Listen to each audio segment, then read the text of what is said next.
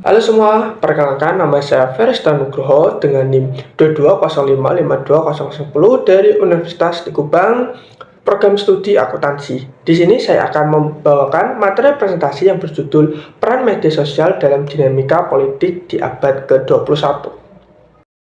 Sebelum saya akan menjelaskan tentang peran media sosial terhadap dinamika politik di abad ke-21, di sini saya akan menjelaskan terlebih dahulu tentang pengertian dari media sosial.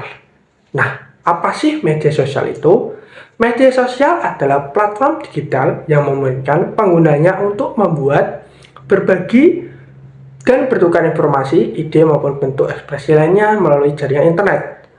Nah, media sosial memberikan ruang interaktif di mana pengguna dapat berkomunikasi secara dua arah, baik secara pribadi maupun di dalam kelompok yang besar maupun kecil. Dalam konteks ini, menyangkut penggunaan media sosial di masyarakat yang berkaitan dengan politik di dalam negeri, yaitu dengan menyalurkan pendapat dan gagasan politik yang terjadi di Indonesia, seperti kebijakan yang dibuat oleh pemerintah dan hal-hal yang berkaitan dengan dinamika politik yang ada di Indonesia.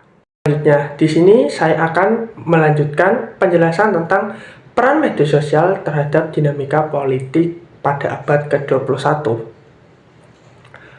Perkembangan teknologi informasi dan juga komunikasi telah membawa perubahan yang besar dalam berbagai aspek kehidupan manusia, termasuk dalam dunia politik. Salah satu fenomena yang paling menonjol di abad ke-21 adalah peran media sosial sebagai sarana utama dalam proses komunikasi politik. Media sosial seperti Facebook, Instagram, X, YouTube, dan juga TikTok telah mengubah cara masyarakat berinteraksi, berpendapat, dan berpartisipasi dalam kehidupan politik. Nah, melalui media sosial ini, informasi dapat tersebar dengan cepat, luas, dan juga tanpa batasan ruang maupun waktu. Oleh karena itu, media sosial kini menjadi kekuatan baru yang sangat berpengaruh terhadap dinamika politik modern saat ini. Selanjutnya, di sini saya akan menjelaskan beberapa peran media sosial terhadap dinamika politik pada abad ke-21. Nah, untuk peran yang pertama yaitu media sosial berperan sebagai sarana komunikasi politik.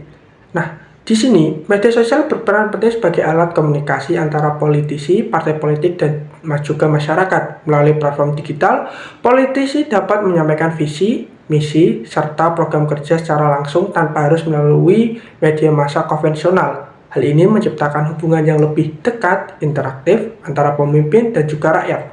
Contoh yang paling menonjol adalah pada kampanye Barack Obama pada tahun 2008 di Amerika Serikat dan juga Presiden Prabowo pada tahun 2024 di Indonesia, yang dimana keduanya memanfaatkan media sosial untuk membangun citra positif dan menarik simpati pada para pemilih muda. Yang kita tahu, para pemilih muda ini kebanyakan itu bermain media sosial sebagai sarana mereka mendapatkan informasi di bidang politik. Selanjutnya, untuk peran media sosial terhadap dinamika politik pada abad ke-21 adalah media sosial berperan untuk memberikan ruang bagi masyarakat untuk lebih aktif dalam kegiatan politik. Melalui berbagai platform, masyarakat dapat berdiskusi, mengkritik kebijakan pemerintah, atau menggalang dukungan terhadap isu-isu tertentu. Partisipasi politik tidak lagi terbatas pada pemilihan umum, tetapi juga pada aktivitas digital seperti petisi online, tagar kampanye, dan juga diskusi publik. Nah, contohnya di sini adalah seperti gerakan tagar RUU perampasan aset dan juga Save Our Demokrasi yang menjadi simbol perjuangan masyarakat dalam menuntut transparansi dan juga keadilan melalui media sosial tanpa harus masyarakat melaksanakan demo di jalan sebagaimana kita melihat. Adalah media sosial berperan sebagai alat pembentuk opini publik. Dalam pembentukan opini publik di sini menjadi salah satu pengaruh terbesar media sosial. Kemampuannya dalam membentuk opini publik, isu politik, dan viral dapat dengan cepat mengaruhi persepsi masyarakat terhadap seseorang tokoh ataupun kebijakan tertentu yang sedang dilaksanakan oleh pemerintah. Di sisi lain, hal ini juga menimbulkan tantangan karena opini publik seringkali terbentuk berdasarkan emosi dan informasi yang belum tentu akurat. Akibatnya, politik di era digital cenderung lebih dinamis tetapi juga lebih rentan terhadap manipulasi informasi. Nah, kita bisa mengambil contoh dalam kampanye Gubernur DKI Jakarta tahun 2017, Ahok menjadi sasaran konten viral yang memicu reaksi publik yang sangat kuat dan demonstrasi yang sangat besar sekali. Konten yang beredar di media sosial termasuk video pidato yang diklaim oleh masyarakat menistakan agama serta meme-meme yang menampilkan sumber konflik identitas yaitu agama dan juga etnis. Dampaknya, opini publik banyak terbentuk melalui narasi di media sosial dan mempengaruhi persepsi masyarakat terhadap Ahok tersebut. Tadi saya menjelaskan tentang beberapa peran media sosial terhadap dinamika politik di abad ke-21. Nah, di sini saya akan menyebutkan ataupun menjelaskan tentang beberapa riset yang telah dijalankan tentang penggunaan media sosial terhadap politik yang ada di Indonesia.